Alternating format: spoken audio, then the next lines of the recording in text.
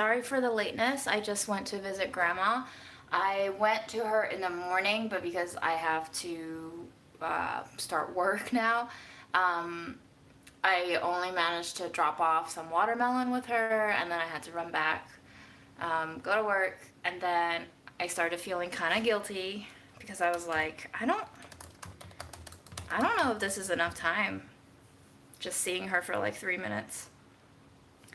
So I was testing a lot of the pesto things today, and I decided maybe Grandma would like to taste some things that I made, because she once said once upon a time that anything I make she would love to eat.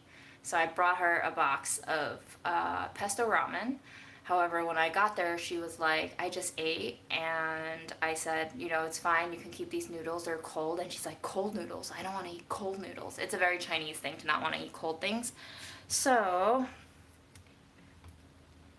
Grandma, rejected by Grandma. This is Fred food. That's now a compost bag. This is Stella and Chewy's freeze-dried raw turkey. He used to like it, and then he threw up a couple of times after eating it, so now he doesn't like it as much. The boy, I think, is getting spoiled. Before, when we first got him, any food he chowed down until he threw up. Now he actually just picks through stuff. Fred and Grandma, equally spoiled. You give them food, they don't want it. But this was expensive. We have a whole other bag down there that is even bigger, and it costs $46. So, unfortunately, tonight you will not be seeing me feed Fred because Aaron fed him early, so we won't really have our Fred tonight. I know it's clickbait, right, the thumbnail, but you'll just have to deal with me lying to you once in a while. It's a natural part of any relationship. I can't tell you the truth all the time, despite my morals and my desire to be my ideal self. I cannot. How's everyone's Thursdays?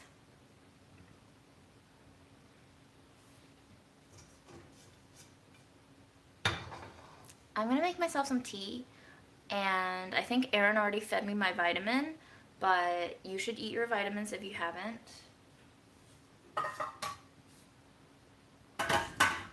And we could have some tea together.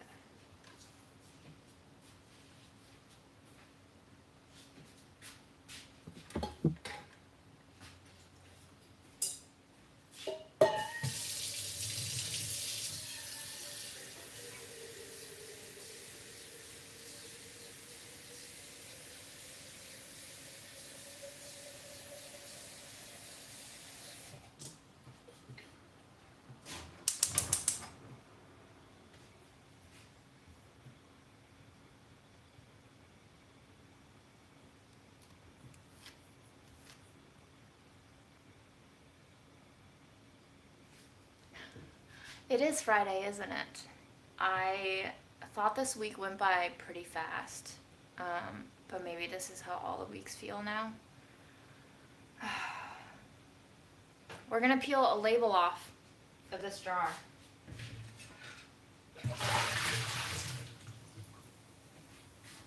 So, I was making some marinara soup, and this is the brand of marinara that I chose to buy for no other reason than in her death, Mom was an influencer to me, at least, because she had a couple of Classico jars,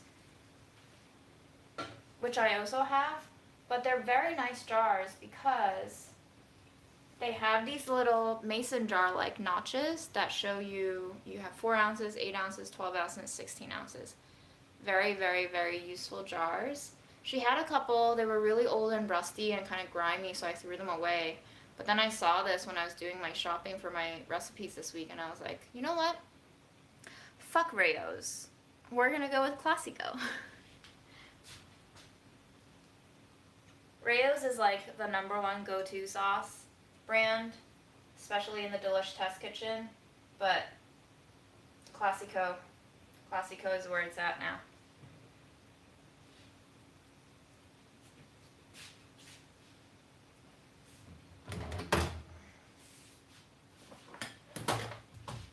And the soup tasted really good, so.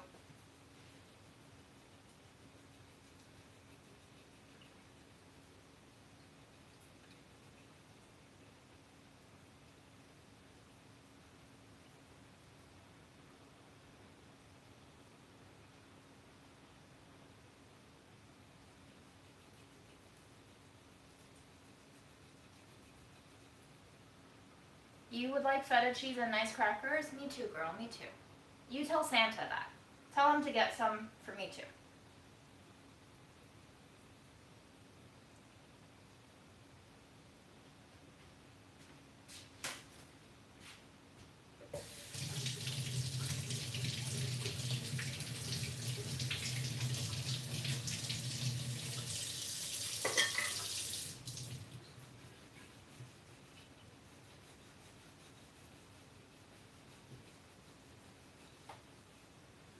I like Rayo's jars too, and they're very, very big. They're 32 ounces rather than 24 ounces. But I think if you look at the standard Marinara jar, they're all 24 ounces. Rayo's is the only one that goes up to 32. So it also makes it a hard recipe to call for sometimes, because if people don't want to splurge on Rayo's, not a lot of other brands have their jars 32 ounces.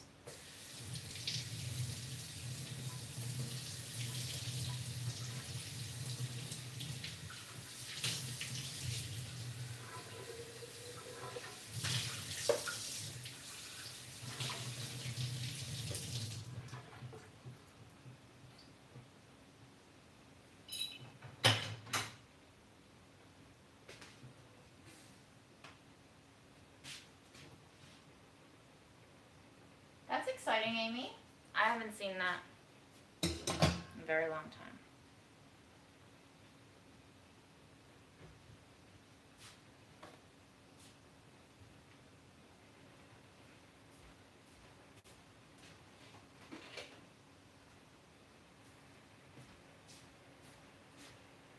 We're gonna do some duck rice genmai cha, and I've decided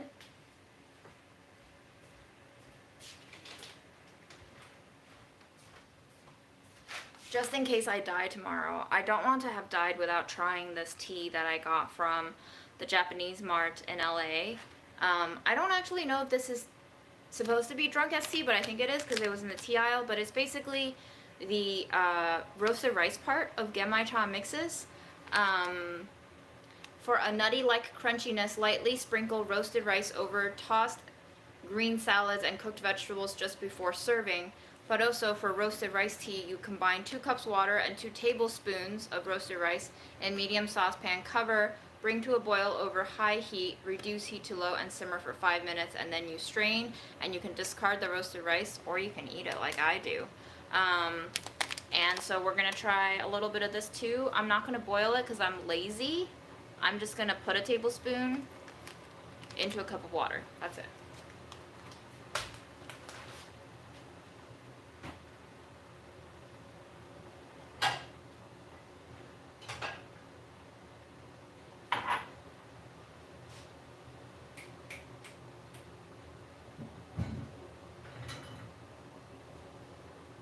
Let's use our new jar, why not?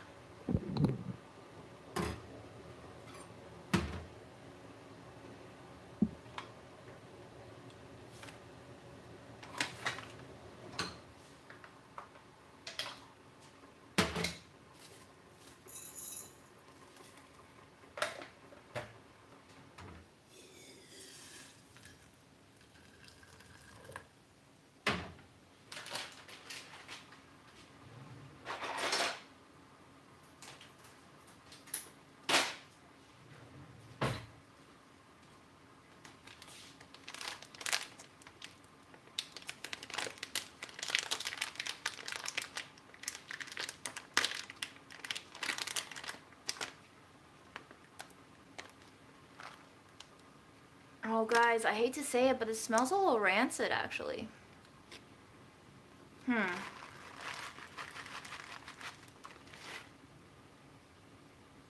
Little popped pieces.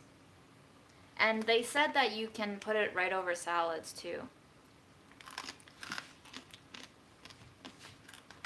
It tastes like roasted rice snacks. Exactly what I thought it would taste like.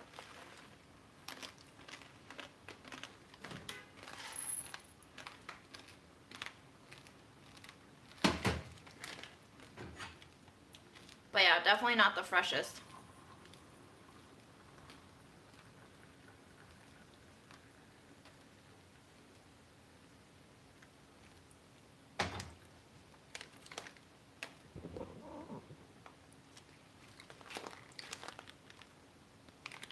It says by February 22nd, 2022, but it smells a little rancid.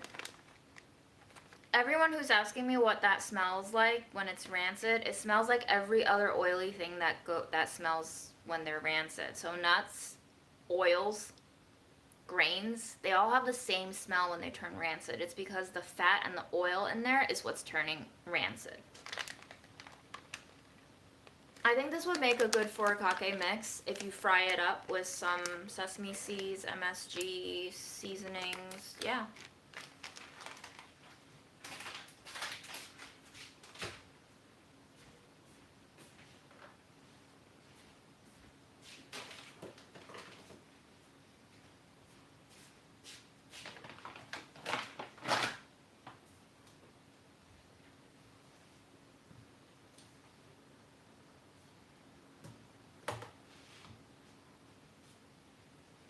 A jar fetish, huh?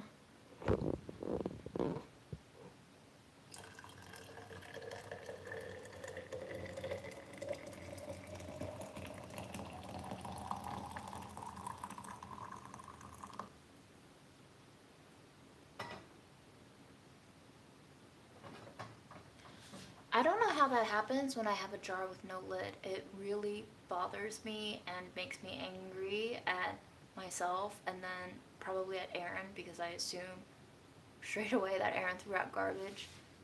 But these days I've been finding a lot of jars without lids, and then I've had to throw out jars that are perfectly fine and beautiful. Alas, it is just the way of things.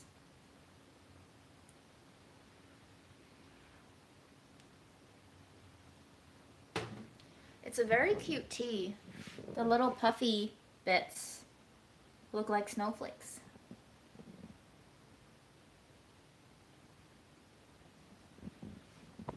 Okay. While that's going, let's have a snack. And I don't know, should we talk? I have no idea. I'm just doing these lives now because you guys say you like having a space to chat. So even if I have no content for you, I'm here. I guess I can show off this Internalized pasta. These are like the rounds that you find in Chef Boyardee SpaghettiOs. I use them in my marinara sauce to give it like a kind of kid-like nostalgia. Really liked it.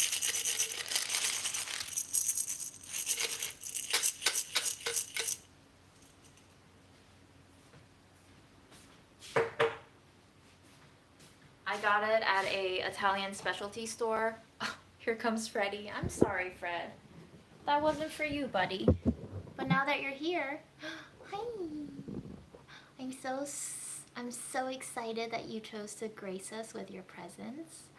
I don't know the Discord link, Michelle Diane. I'm not a participant of the Discord.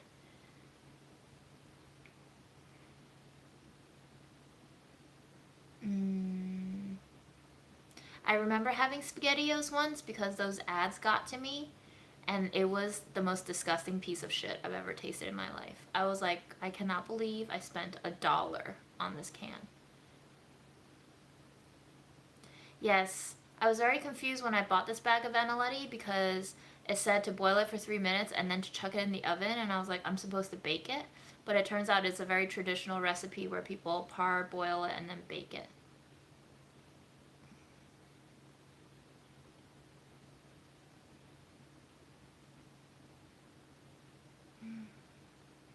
Do you like your new guy at work named Fred? Freddie, I'm so happy you're here. We were all wondering if you would be able to come and hang out. You know? And now that you're here, my day is complete. I can give the people what they want. They want Fred content, don't they?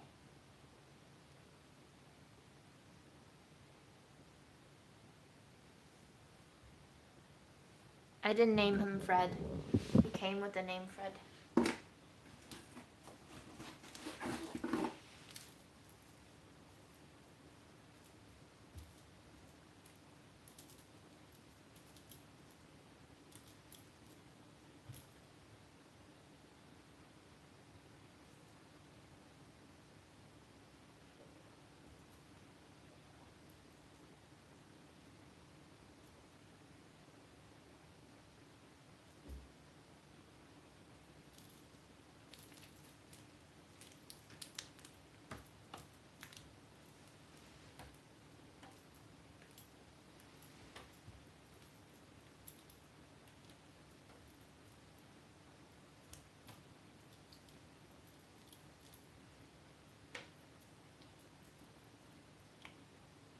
I prefer the open stove.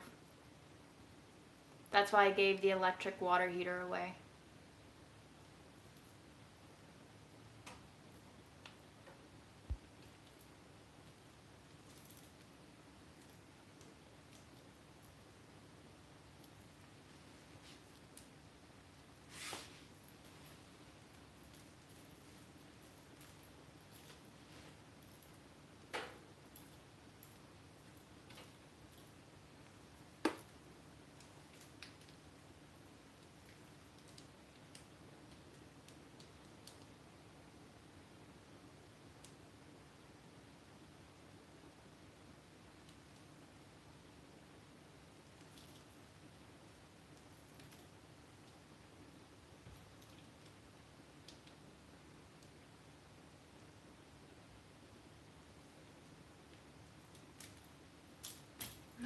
Wow, you're so strong.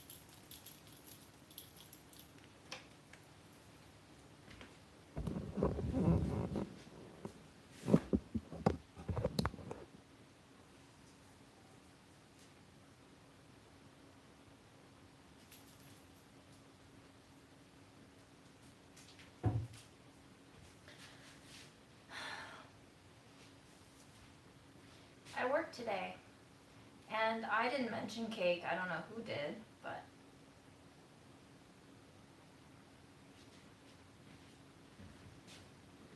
so as the tea brews, a lot of the rice sinks down into the bottom of the cup.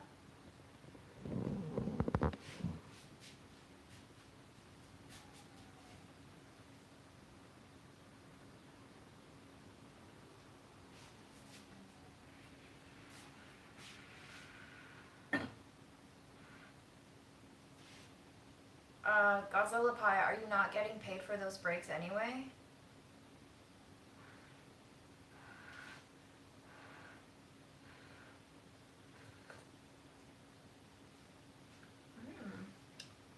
It's like a beverage snack all in one.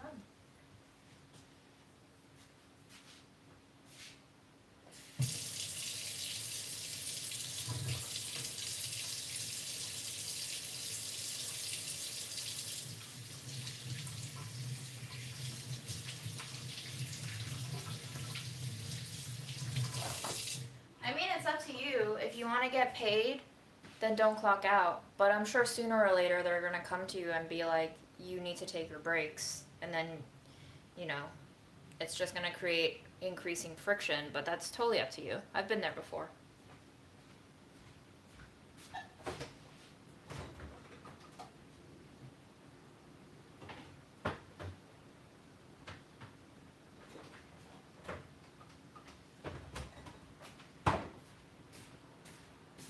Here's what the marinara soup looks like. You'll have to wait for the recipe, but it's pretty straightforward. It's basically like better Chef Boyardee's.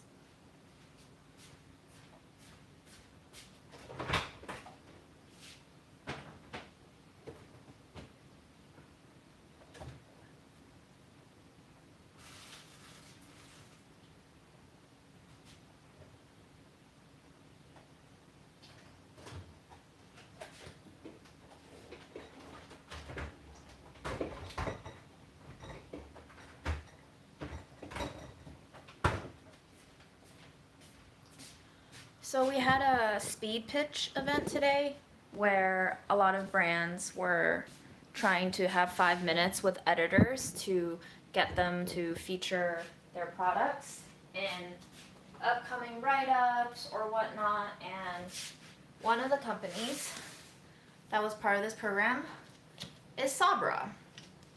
I really had to bite my tongue because I was still at work and I guess I was representing my brand. But I don't recommend you buy Sabra. Can anybody tell me why? It's like pop quiz. I highly recommend that if you don't make your own hummus and you like buying prepackaged hummus, that you don't buy Sabra.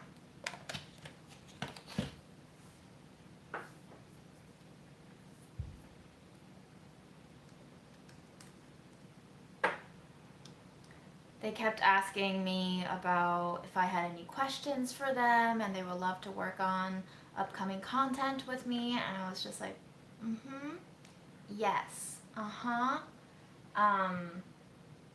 and when they were like, it's so nice to talk to you and let us know if you have any questions, and I really had to bite my tongue, and I was like, trying really hard not to say, so, about your production in Israel.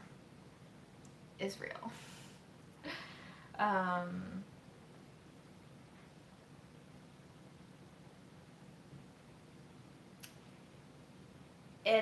part of the BDS movement, boycott, divestment, and sanction, BDS.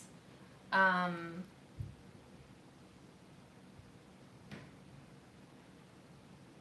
trying to read up on it.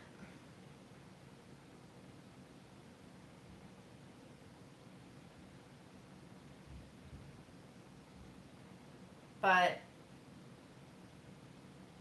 for a long time, when hummus was new to the market, like I'm thinking high school and college, I really liked Sabra because I feel like their hummuses tasted different than other brands. It's a lot oilier, a lot thicker, a lot more like peanut butter.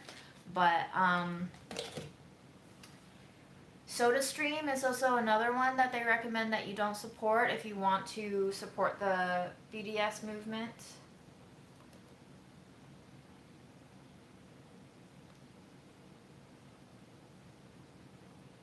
The company was founded in 1986 by Zohar Norman and Yehuda Pearl as Sabra Blue and White Foods. The company was bought in 2005 by Israeli food manufacturer Strauss. And then in 2008, Strauss entered a joint venture partnership with Frito-Lay, a division of the multinational PepsiCo Corporation, which is about as evil as it gets in food, y'all. Right now, Strauss owns 50% and PepsiCo owns 50% of this company. 2016, Sabra gained 60% of the market share of hummus in the US. And because of its co-ownership and sales with PepsiCo, close to $1 billion in sales every year.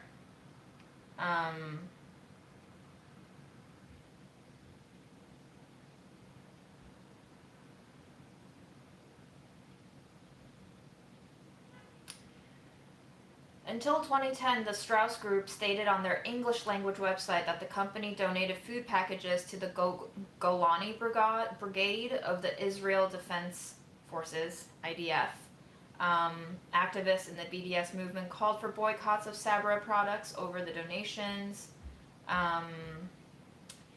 Universities campaigned unsuccessfully to have their schools switch to alternate brands. In 2019, Dickinson College Student Senate passed a resolution endorsing a ban on Sabra hummus. Go Dickinson. Yeah. And of course, in 2015, they had listeria outbreaks. They recalled a lot in 2021 of March this year. Possible salmonella contamination. It's a huge company. They're partially owned by PepsiCo. That's all you need to know. They support the IDF. That's all you need to know. But I have this, so I'm probably going to eat it. I don't know about this dark chocolate one, though. Cooked chickpeas, sugar, soybean oil, water, processed, cocoa processed with alkali, brown sugar, sea salt. So it's basically like a dessert dip. It's probably fine. But, yes. Boycott Kellogg's to support the workers who are trying to get improvement in their working conditions, and boycott Sabra if you feel like it, if you don't want to support PepsiCo and the IDF. What brand would I recommend? I gotta look it up, but when we did taste tests at Delish, all of us really liked Roots. Let me see how clean they are.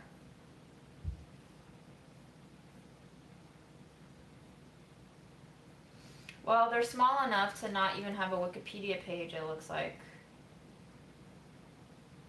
They brand themselves as the microbrew of hummus. Let's look at their history. Roots that grew our brand 206. They began in a food co-op in West Asheville.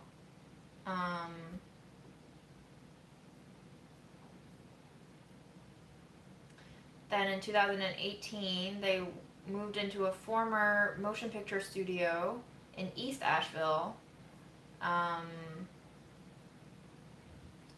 I'm not really sure what else there is to know about them. Our mission: food has the power to dissolve barriers between people. Food has the power to heal our relationship with the world. Roots exists as a vessel for these necessary changes. We're also here to make the best hummus you've ever tasted. I mean, literally any company can say that and not actually do shit. But, so as Roots grows, so does our ability to invest in the work of the Roots Foundation. So they have their own foundation. The work of the foundation is to help the public education system shift into a state of efficacy and relevance. This is done by empowering and valuing teachers to lead their students, our children, in real-world project-based learning. So they have like a garden for, I guess, teaching kids where food comes from. You can look it up, I'm sure. Not sponsored. I just remember like 2+ years ago when we were doing hummus taste tests, we liked Roots. So there you have it.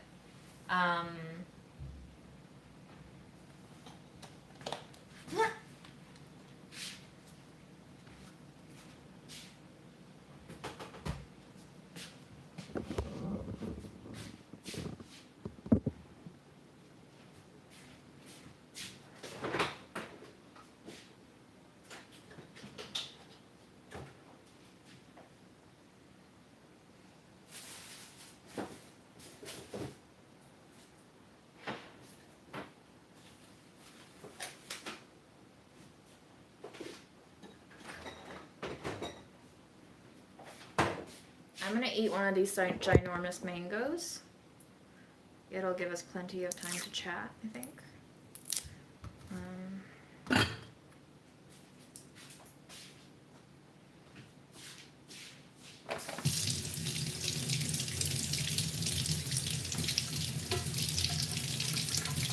If anybody wants the chocolate hummus and you live near Woodside, I'd be happy to give it to you.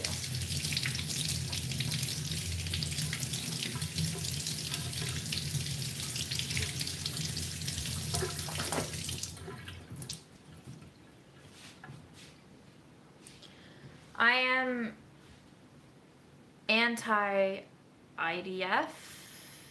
as the mechanism that brings a tax on people who are simply trying to have a life. I am afraid to get a little too one-sided here because this is the internet and people can take anything that you say and turn it into something else. The last time Aaron and I talked about Palestine and Israel, we got demonetized. It was a whole thing, started a whole debate on my Instagram stories about what people think when they think that I'm anti-Israel, quote unquote. The story begins where Britain fucked up again.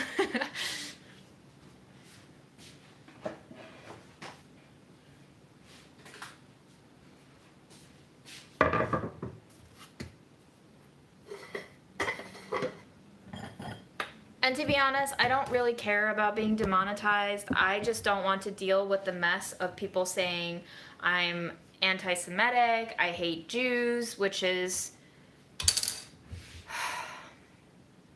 the amount of comments that I got on my Instagram post about Palestine where they're like, I don't see you talking this thing out about China and Hong Kong. And I'm like, do you follow me? Like, I'm not going to say this every day, but I have commented on what China's done to Hong Kong. The oppressive forces of the world are everywhere. It's not just Israel. It's not just mainland China. It's anyone who has power. Just like Grandma said a few nights ago, anyone with power determines how our world goes. They determine the narrative. They determine the rules. They determine the way other people live. That's just the way the world is.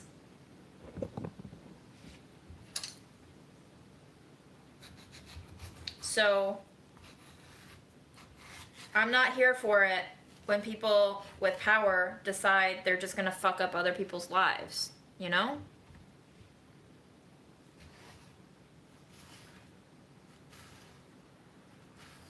And then they come up with rationales for why they're doing it. That's the worst part. Don't rationalize yourself.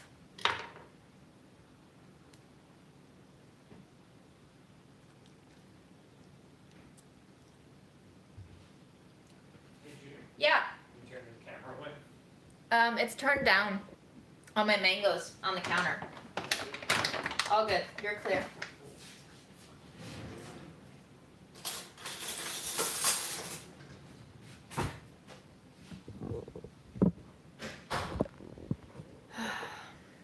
Mango is creamy. I already ate one. It is so delicious, and it was only 69 cents for one of these honkers.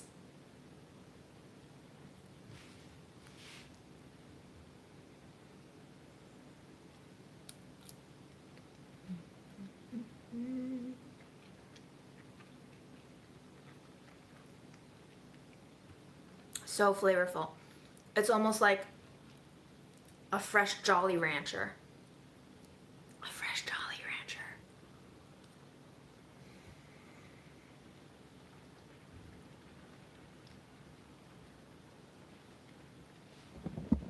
Thanks, Rubina. Thanks for looking out for Aaron.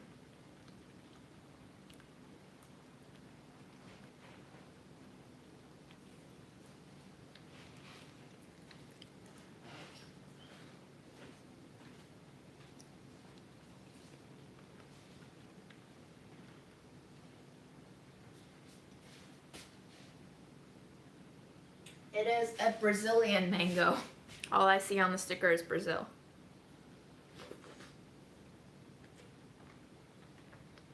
What is everyone's favorite Jolly Rancher flavor?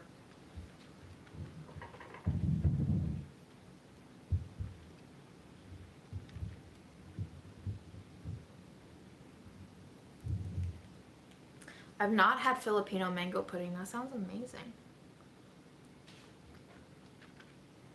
Green apple. I'm a green apple girl. But watermelon. True. I had a watermelon phase too.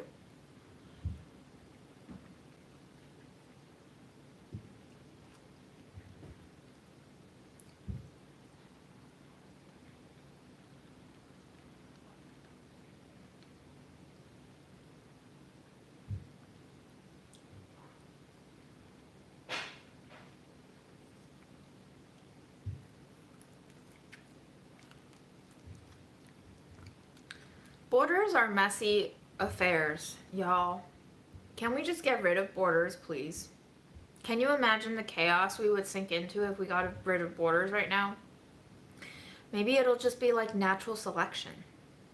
And then after things die down a little bit, literally, maybe the world will be better. I don't know.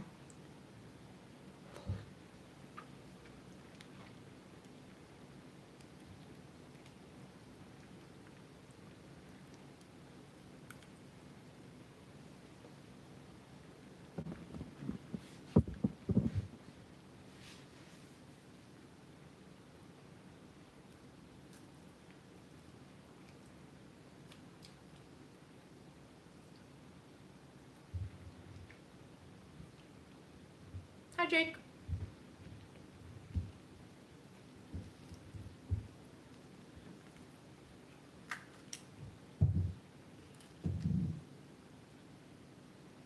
Is there anything we want to rant about today?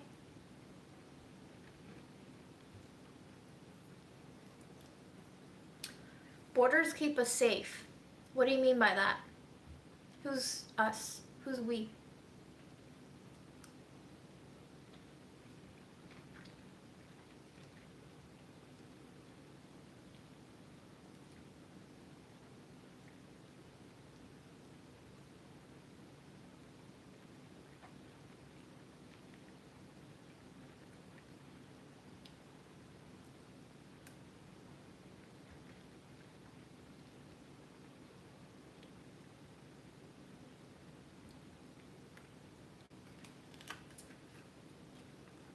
I see you, Jerry.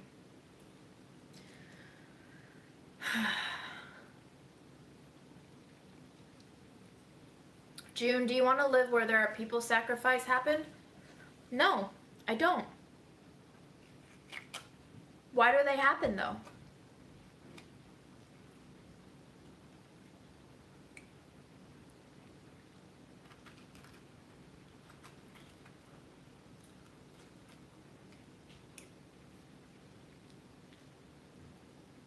Here's the problem. We like to keep things separate because we're scared of the foreign. But there's bad things with every country. Maybe it's time we start fixing shit instead of running away from them and then villainizing countries where they have even worse shit going on. Probably not because of their own fault. Probably because other countries decided to go in there and fuck shit up and then leave them.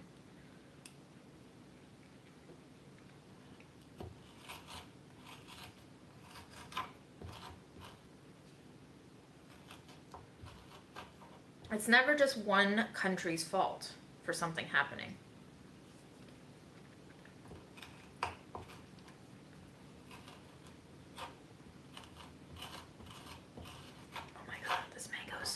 I'm just scraping the skin.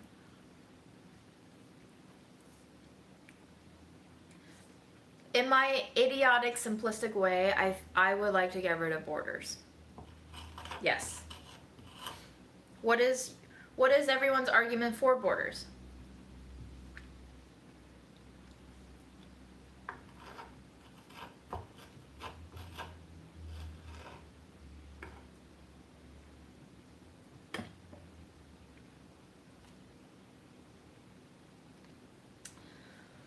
Ashley Composition says if we were all one blob of a community, nothing would be solved. Too many disagreements. No one would agree on a method to even make decisions. That is true.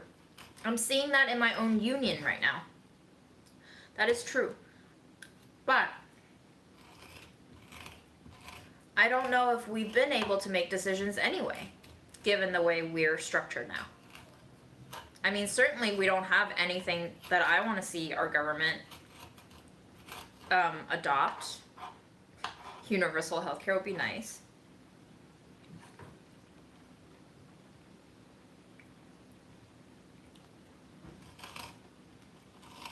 I don't know what removing borders would do. It's just a silly dream I've had.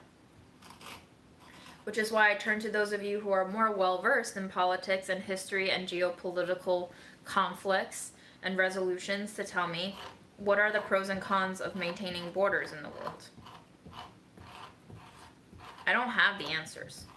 I just know that what we have doesn't seem to be working so well for most of the world.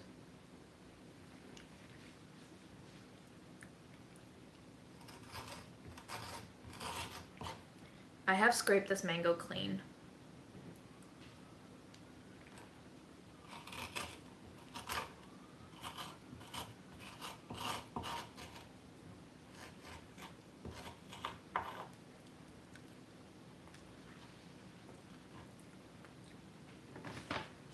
I totally understand a personal border. Yes, I agree.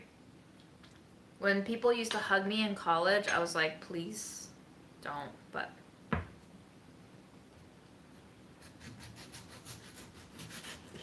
Preventing the spread of pandemics. I mean, I don't think the US did a very good job of preventing spread.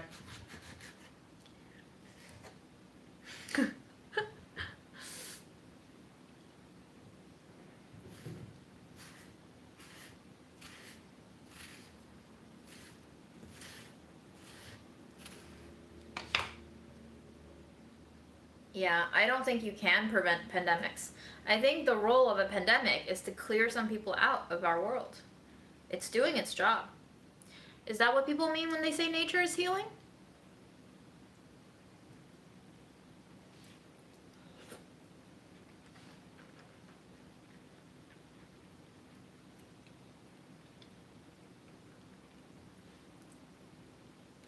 Ah, yes, the China virus.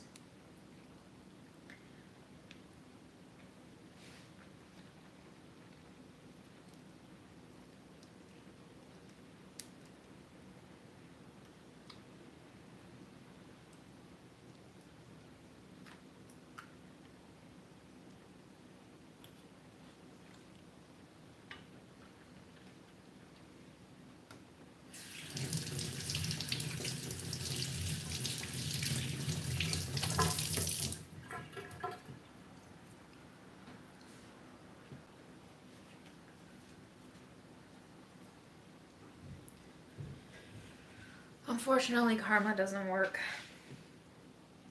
You're right. A lot of the people who need to die have enough funds to not die because the rich people get to protect themselves with a lot more resources.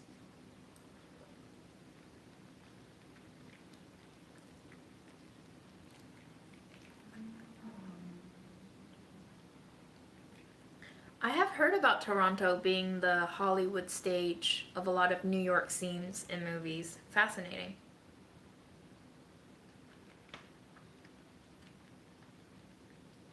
Are there a lot of Asians in Toronto?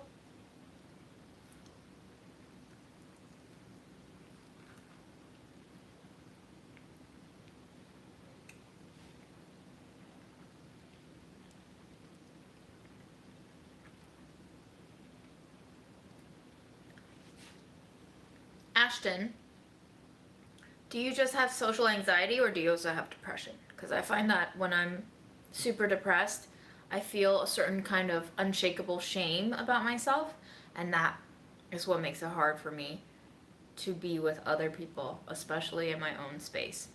So it'd be interesting to know if you have other things going on inside that's making you feel tentative.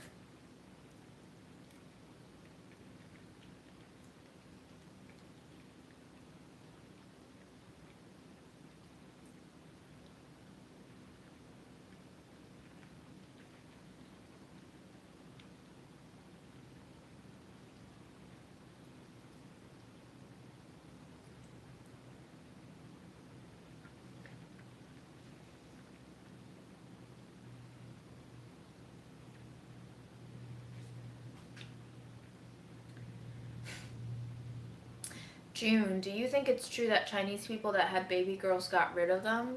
Yes. Probably. Culturally speaking, Chinese people love sons.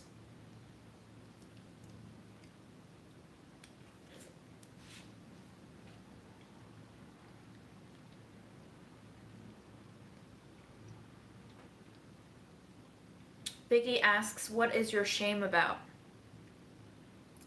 Depends. but most of the time probably not being as good as I think I should be, whatever good means. It's a very abstract sense of lack of worth.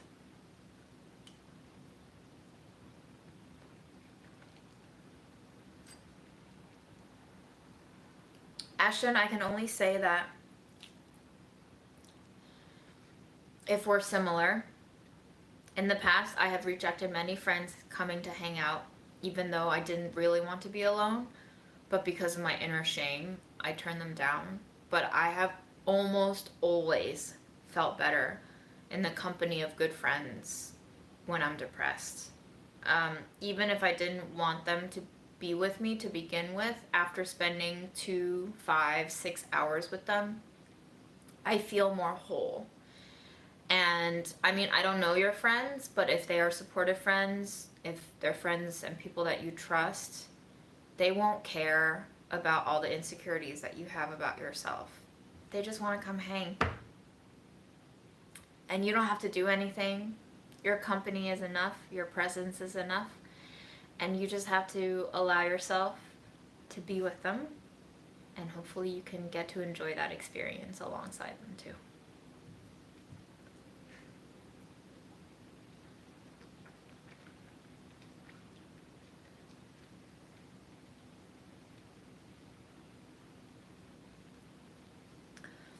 Vicky asks, what do you tie your self-worth to, June?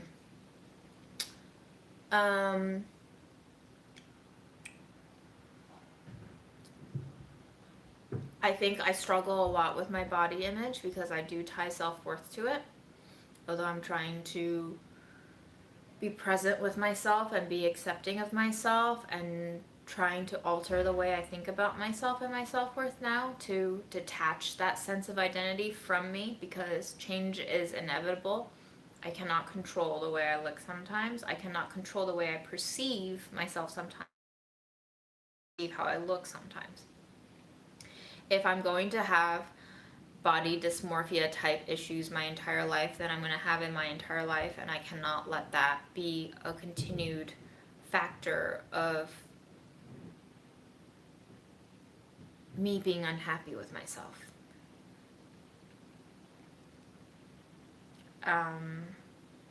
It's kind of like when you have an infection, you have to treat it. So I'm going to try to treat it. I also used to tie my self-worth a lot to work, for sure. That's why I work so long and so much. But after Mom's death, especially after Mom's death,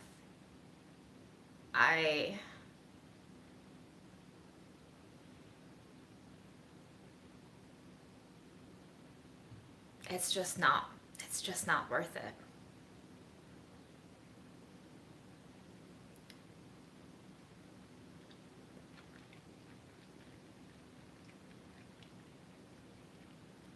Diana asks, June, what would make you good enough? Yeah, nothing. The nature of probably most of us is that nothing will ever make us feel good enough. And I'm starting to think that this is an externally taught and then internally absorbed, internalized self-critique that continues through the rest of our lives. Even if you were taught in the American education system and you were given praises like, you're amazing, you're a superstar, amazing work, great work, super work, you're special, you're unique, you're so smart, even that, our society bombards us with advertisement and other messages that are subliminal sometimes and not so subliminal at other times, where they make you feel inferior because that is how they continue their business growth. They make you want to buy things to make yourself more complete. They make you want to think things to make yourself more whole. And all the while, you are looking to external sources, unnecessary items, and unnecessary structures and institutions to validate yourself. We have been taught to not be self-sufficient, despite the messaging, you should be self-sufficient. And so we are given conflicting rules of life where we have to be self-sufficient, and when we fail, it's all on us. And also a so-called support structure that is the greater society that is constantly trying to sell you shit.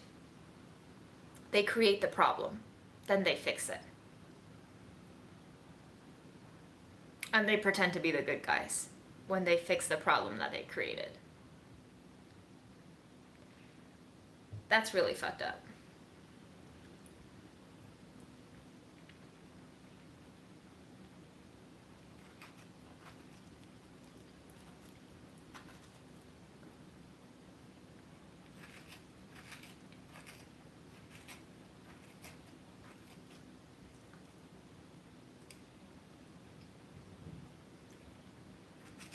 I also hate asking for help.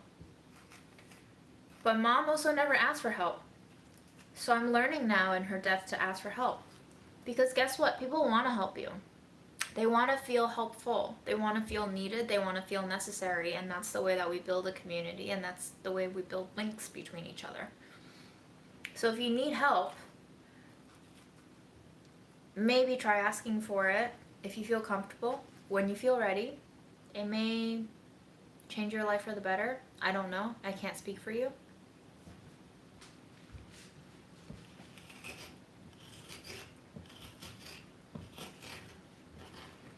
It's so hard asking for help because we also don't want to give help in a scenario where we're not equipped to give help. And we feel guilty for turning people down when they ask for help. So I feel like it's almost like a self-projected, I don't want to bother other people because I don't want other people to bother me, so let me not bother other people because I'm assuming everybody else doesn't want to be bothered, which might be true, but also this is a stage at which we must recognize we have lost our ability to communicate with each other straightforward, clear, no frills about what we want. Like, this goes back to the discussion surrounding the Me Too movement and rape culture and why it is that we can't just take no for a no, why it is that we can't say yes when we mean it, and why it is that we feel guilty for saying no. Like, why is there so much baggage connected with just telling people what we actually want? And why are we so bad at handing rejection? All these narratives, like on the most, superficial level, like men killing women because women rejected them. Like, why are you so bad at taking rejections? If you were to ask for help and you got rejected, why are you feeling that way? I just feel like we are so out of practice with communicating clearly and so out of touch with understanding and accepting our own desires and needs, and also by default understanding other people's desires and needs. So I don't know. Communication is a huge problem.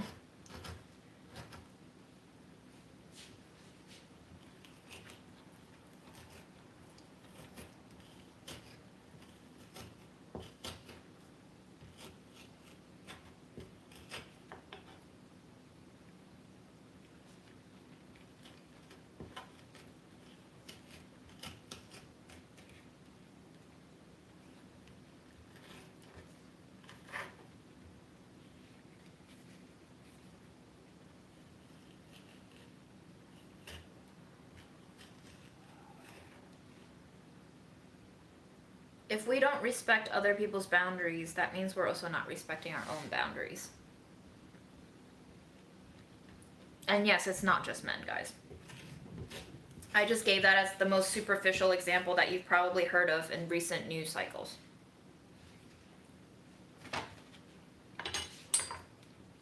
And now we eat the seed.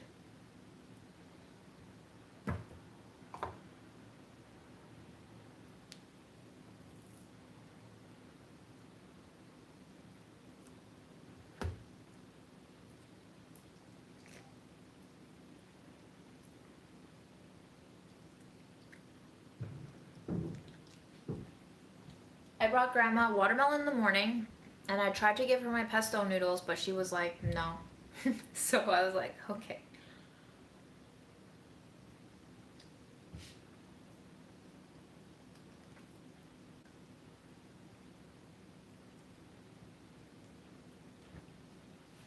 June, what advice do you have from or for children from broken families? I don't know what kind of broken family you come from. I'm unfortunately neither a therapist nor a social worker, nor someone that you should take advice from. I just like saying shit. I don't know what situation you came out of. I probably can guess that you've been through a shit ton of traumatic stuff and that you are left with a lot of self-doubt. And I don't know, I guess my question for you is, how do you become your own support system first and foremost? And maybe becoming your own support system means that you have to find people to be your new chosen family who can support you in supporting yourself. Because again, the emphasis that we have as a current society right now is how do you fix yourself? Like, it's all on us as an individual, and I don't think that's doable. I don't think that's feasible. I don't think that's sustainable, and I don't think that's healthy. I'm just thinking back to the way that I survived Mom's death is through reaching out to randos. Literally, randos pulled through for me. I don't know if I would have fared as well as I did through the last 2 months without randos offering me help. I don't know if I would have learned as much if I didn't get my wallet stolen out of my fucking house.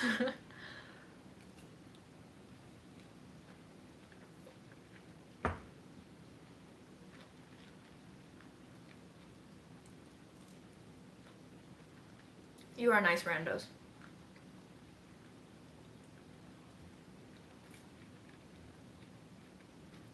Oh, you missed the wallet stealing story? That was fun.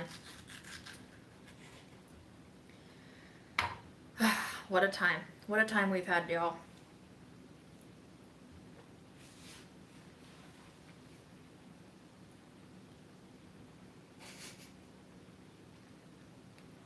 I did get my wallet back. It was somewhat of a miracle. Even the person who hurt me ended up undoing that hurt. I can't help but feel that Mom had a hand in all of that. It just doesn't make sense why somebody would make away with my wallet and then feel bad enough for me to come and return it. Yes, and let's take a moment for Julie.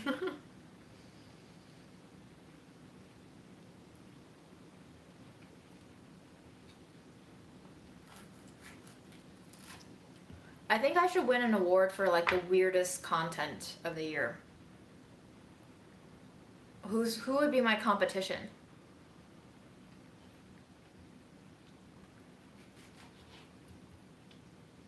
This part is so good. It's so sweet. I've never had a mango this good before. I don't think I've ever had a mango this flavorful before. It's still got a little bit of that fibrous chalkiness, but the flavors are bombastic.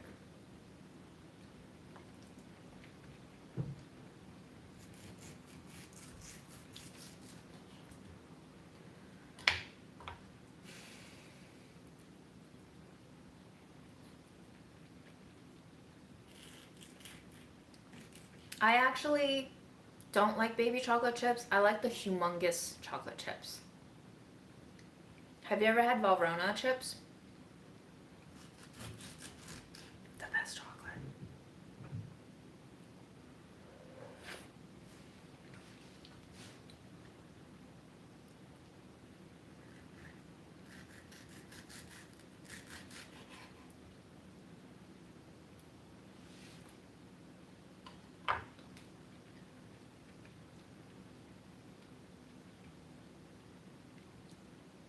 Oh yes, Julie did want the typewriter so bad.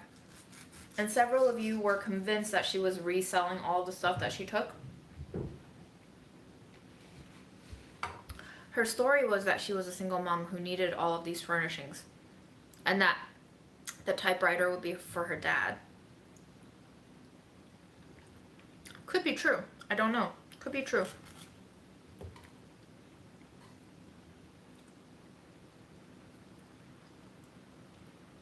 I am so glad for anyone who's watched these lives to have been able to help you begin the taboo conversation surrounding death and dying. I think it is an amazing conversation to have with people while they're still alive, so that you can do what's best for them with the most respect and the most love. Because what happens after death, I think, truly only matters the most to people who are left living.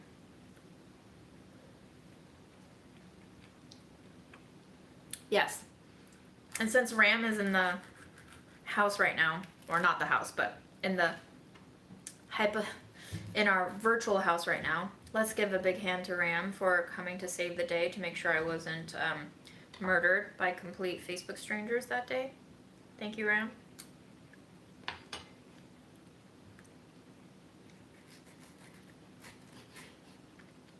Grandma's okay, I think. So the reason why I was kind of late was I was hanging out with Grandma for a little bit tonight because I felt so guilty that I was only with her for a couple of minutes this morning. And I saw that my uncle was active online on Skype. So I said to him, "Are you free for a call right now?" Because of the time difference, I usually can't make the waking times for my uncle to chat with my grandma. And my grandma was feeling lonely and she wanted to see her son. So turns out my uncle was awake and he was ready for a phone call. So we had a nice little 15-minute conversation with Uncle. And I think Grandma was quite happy, and that's why I was late.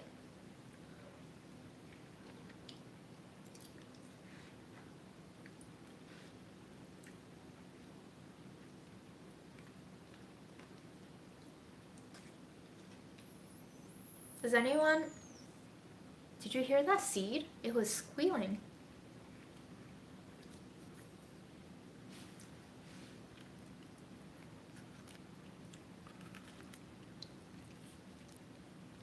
It's not squealing anymore.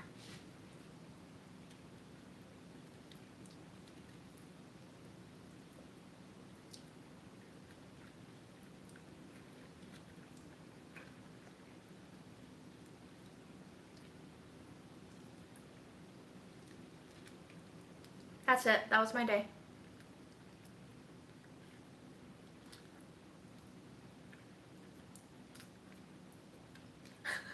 I gotta floss every day.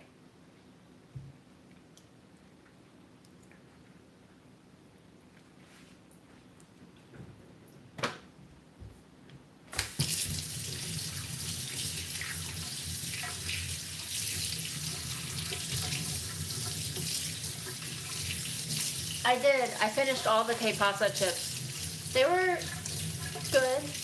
You could tell they were made from nice corn, but I think the package was a little bit exploded, so they weren't the crispiest. But obviously they were good because I scarfed them down in one day.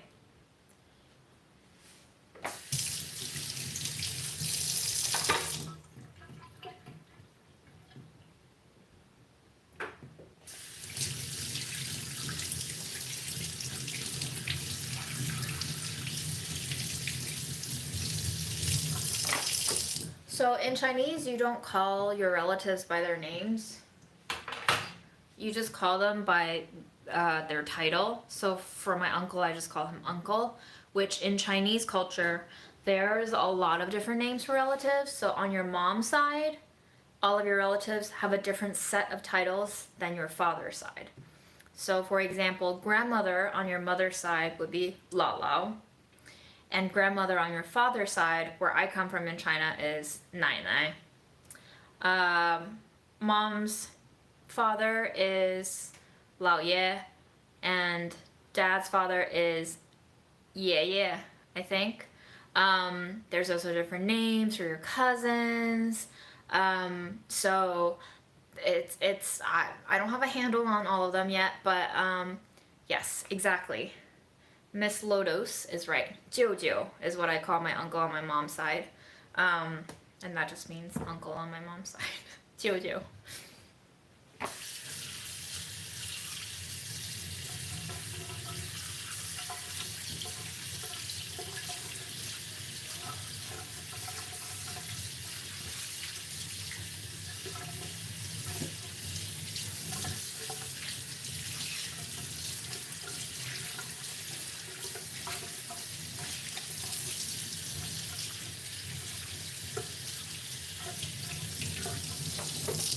I have only one cousin in the US.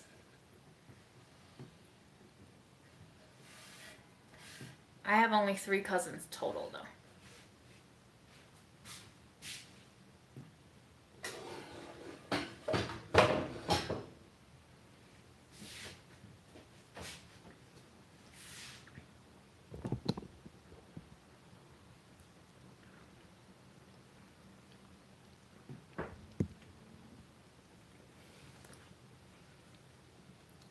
Tom, are you at the estate sales to buy stuff? Are you buying all these dead people's things that you're telling them to throw away?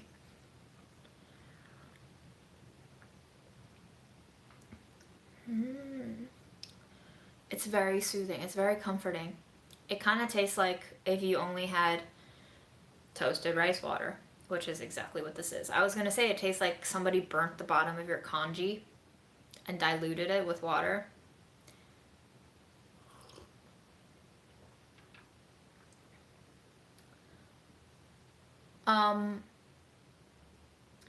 Waipoa, I think, is... I just call her Lala. There's different names. There's also, like, regional differences, too. So, I don't have a handle on it.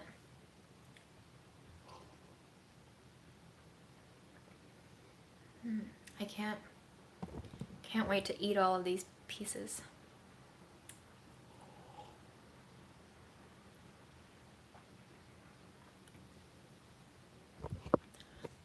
I played piano, I would say, for high school. So, like, did I start in middle school?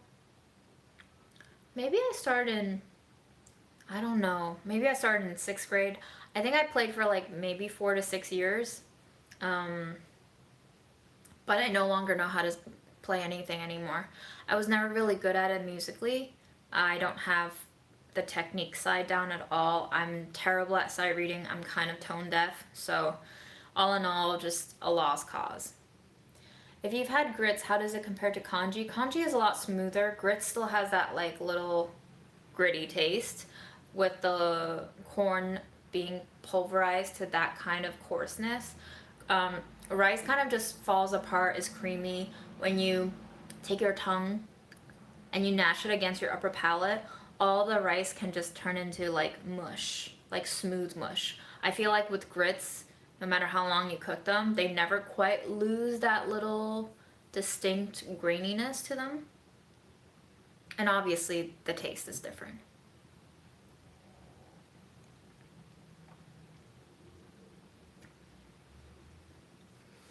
To give you an idea, I was at one point good enough to pass grade 8 of the ABRSM piano exams. That was before I went off to college though. So it's been over 12 years that I haven't played.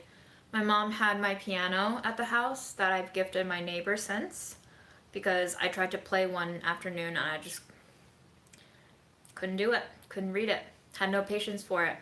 I felt really sad, especially after Mom died. I was just like, damn, wanted to play one last song, but I don't even know how. This is roasted rice tea, yes.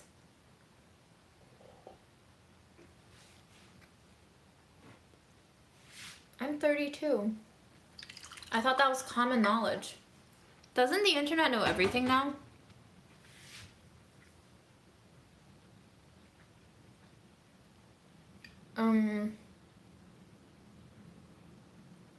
Smith's on the run. Do you have access to an Asian market?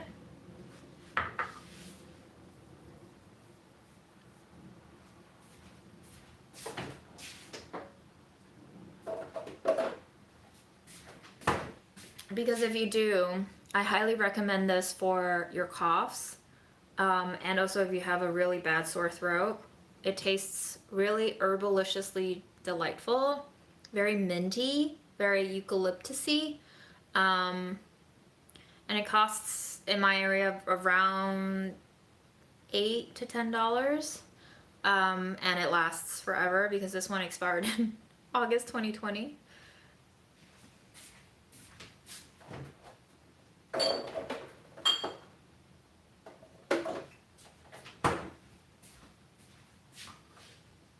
I also eat that for fun. It is called shortened to NJPPK.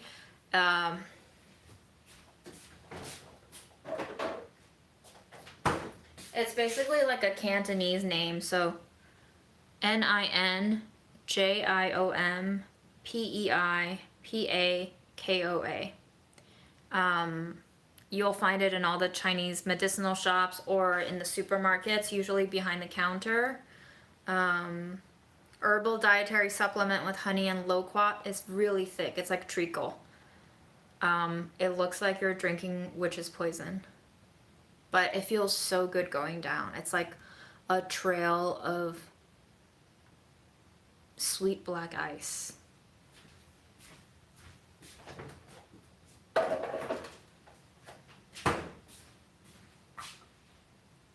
Hello, Colorado.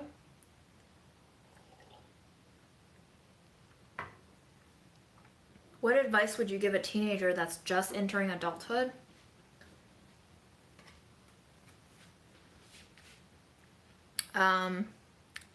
Don't have sex if you don't want to. Don't take drugs if you don't want to.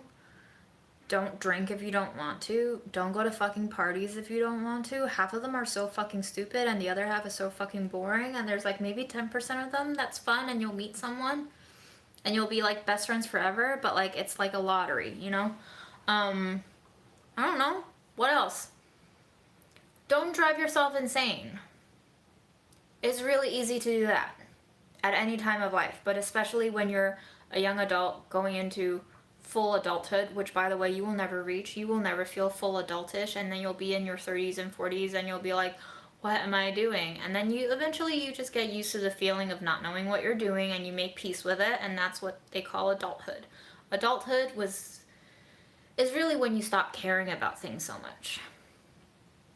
You either have burnt out or you have realized that none of this shit actually matters the way they've been taught to you to matter, or a mixture of both, or you've actually found a good partnership or a good chosen family and you're in a good situation and you've just matured. I don't know. That third group is very elusive. It might just be a fairy tale, but it'll probably be a combination of the two or three.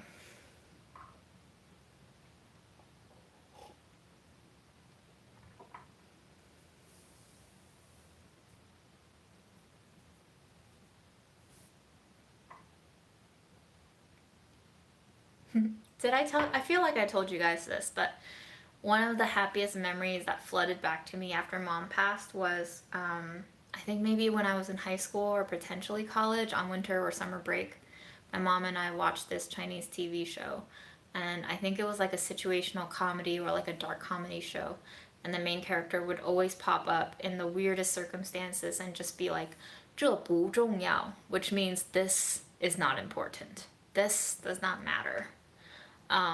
And we would laugh every time he said it, and we would repeat it to each other for like a year after seeing that show, because I think both me and my mom are both very easily stressed, and we just needed that reminder that like this doesn't matter.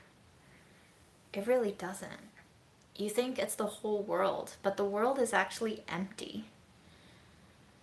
Everything that you've been told is worthwhile might have just been someone else's dream that they wanted to make real. And in order for them to make their dream real, they needed to convince everybody else that it was also equally valid for everybody else. But sometimes it's not. So you really just have to find what you want. And that's the hardest thing of all, is when you're dealing with all the noise of what everybody else has told you to want. It is sometimes very hard to pare down what it is that you want and who you are independent of everyone else. And I don't know if I'll ever be independent of everyone else, given that we live in #society, but it is possible to maybe sit with yourself a little bit more and just think about all the clothes that don't fit you anymore, that maybe other people bought for you and that you always wore because you were told to wear them, because you were told that it's the polite thing to wear them. because you were told that it looks good on you, because you were told that this is a good brand and other people will like you if you wear it.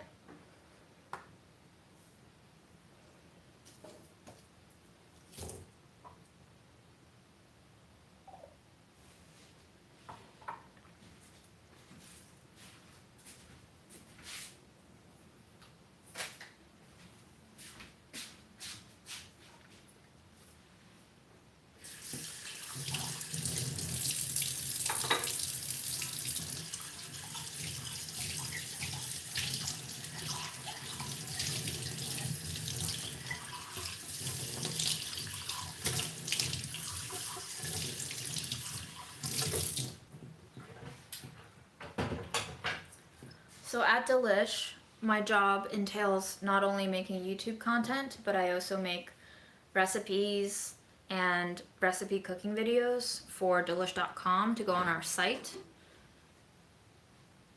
How Delish makes money is like how most of media makes money. It's through ad revenue. Videos mean that you get pre-roll ads, and pre-roll ads get your brand money. The more videos you have on site, the more people that look at those videos, the more ad money you get and the more revenue you get, and the more the corporate overlords like you. Sometimes it's not just the pre-roll ads that get you money. It's that you as a media outlet develop partnerships with certain brands who pay to have campaigns and ad packages to be incorporated into your on-site content.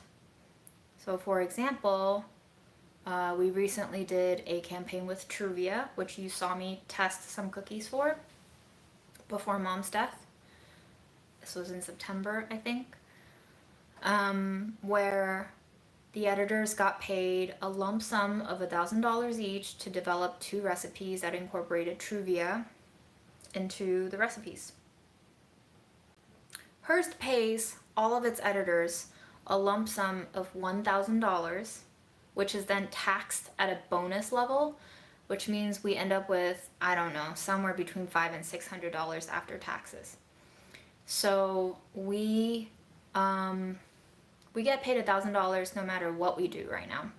If we make an Instagram story, if we develop 1 or 2 recipes, if we shoot a video incorporating this brand that paid potentially tens, hundreds of thousands of dollars, or maybe even million.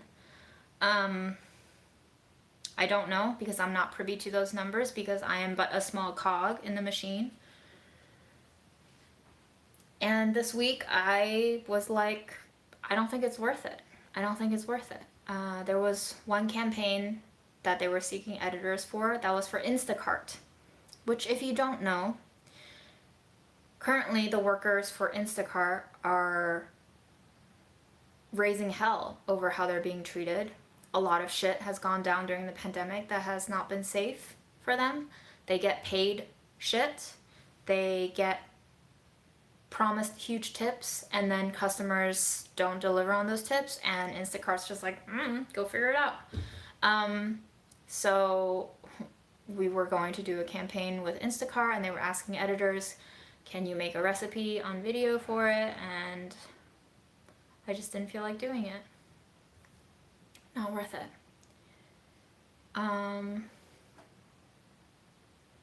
Another one is Smirnoff, which is, who's Smirnoff owned by? One of those big alcoholic companies. Diageo. Owned by Diageo. And they want us to do hosted cooking videos with a brand new developed recipe that incorporates Smirnoff. And I think for $1,000, $600 after tax, I'm okay with developing recipes for a brand. But if you're gonna put my face in a video ad, I think I should probably get away with a little bit more than $600. It is my face after all. The face that my mother gave me. My mom's face is not that cheap. But before all of this, before the pandemic, before Budget Eats, before Mom dying, before me burning out, before me realizing that society has been a large scam for a lot of us, I would have been like, yes, of course, I'll do this. It's extra money. Why not? But now I'm just like, maybe I don't need the extra money. Maybe it's not worth it. Maybe if we stop supporting these big companies, maybe nothing will happen, but at least I won't feel like my hands are dirty and that I've, you know, been an advertised slut of sorts. When I was still a permalancer at Delish, we did ad campaigns for Jimmy Dean, which I think is owned by Tyson. I'm not sure, but it was not good. And I didn't know I had a choice to say no because I still wasn't full-time then. So I was just like, okay, you're telling me to do this. I guess I have to do this. But now I'm more self-aware and I'm aware of the choices that I can make and I'm aware of the consequences that I can face and I'm aware that I'm willing to pay the prices for saying no. So I think in order to say no, in whatever context, you have to be first aware of two things. One, your self-worth, which you're going to have to figure out with yourself how much you're worth. That's a conversation you need to have with yourself. And two, if this is the person that you want to be.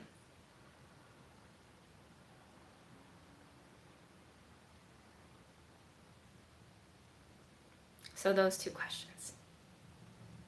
What are you worth? And is this the person you want to be?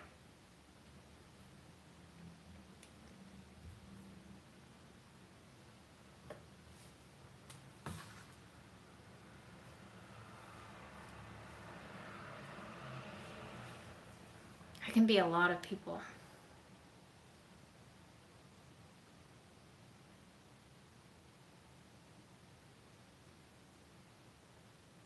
So anyway, that's it. That's all I have for you.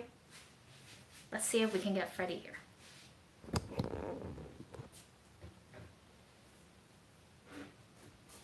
Oh yeah, by the way,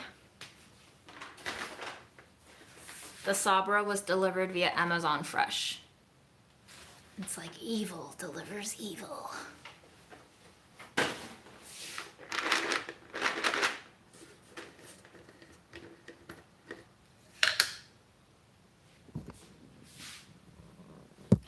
my God, he's not coming. Freddie, are you asleep? Wow, he must be really tired if he's not coming.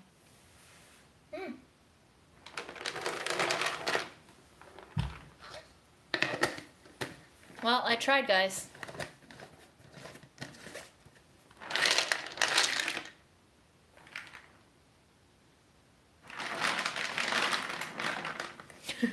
I'm sorry. I'm sorry I made your cat freak out. Not including Fred, 3 things you would like to have if stranded. Okay. I ate my mush already, Julie, but I will make some mush to put into Fred's dinner or breakfast. We put it into his automatic feeder at 4.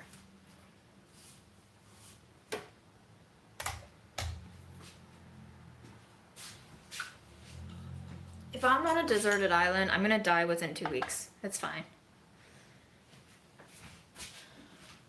Peanut butter. Peanut butter. He's here. He heard the scale. Hi, Freddie.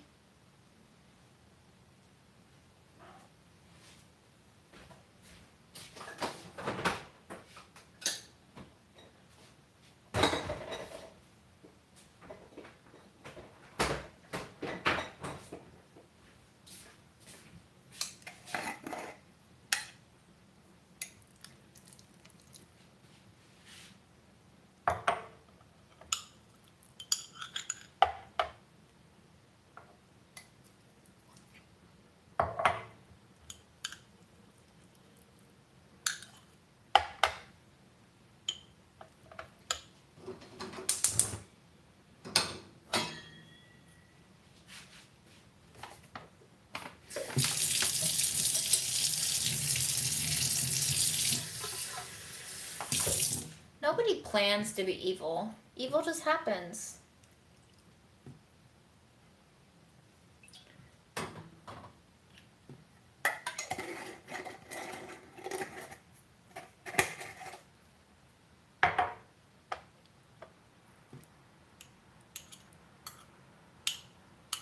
It's like, you know how they say anger isn't a primary emotion, it's always a secondary emotion? I feel like evil is always a secondary outcome. The primary determination and driving goal is never to be evil. Evil just happens.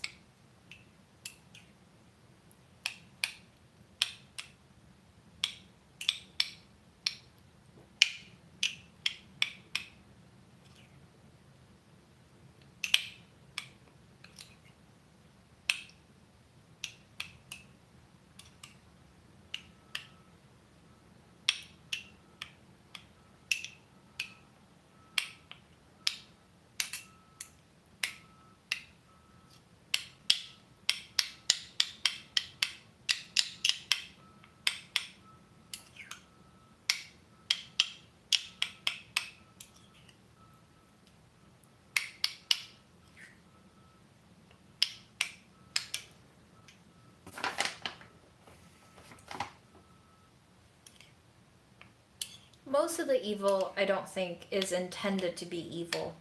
There are, of course, outliers who are evil just for the sake of being evil, but I think most of what's created our world is not pure evil. And I think by labeling it as such, as pure evil, we are denying our own inherent ability and tendency to actually become the embodiment of that evil ourselves. I'm aware of how evil I can be if I'm given the opportunity to be.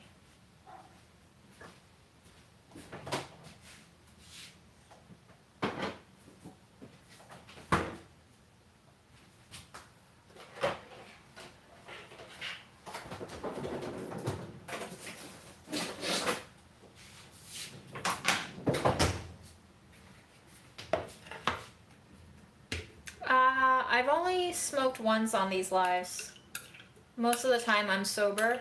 The problem with getting high for me is I get very sleepy very fast, so I almost only smoke it right before I'm ready for bed.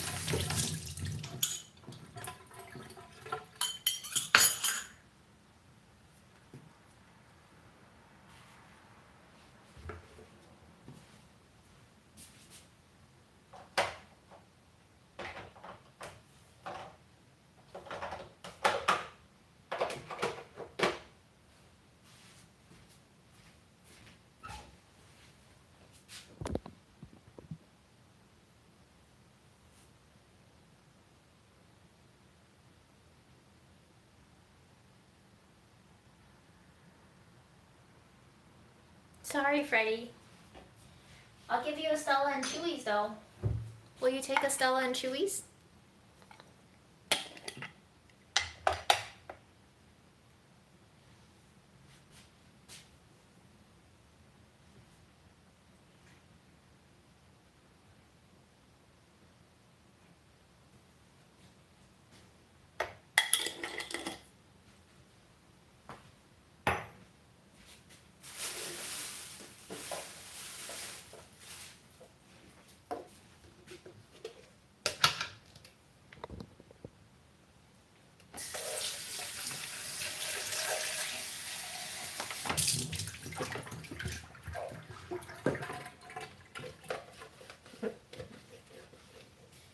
Is the Joker real?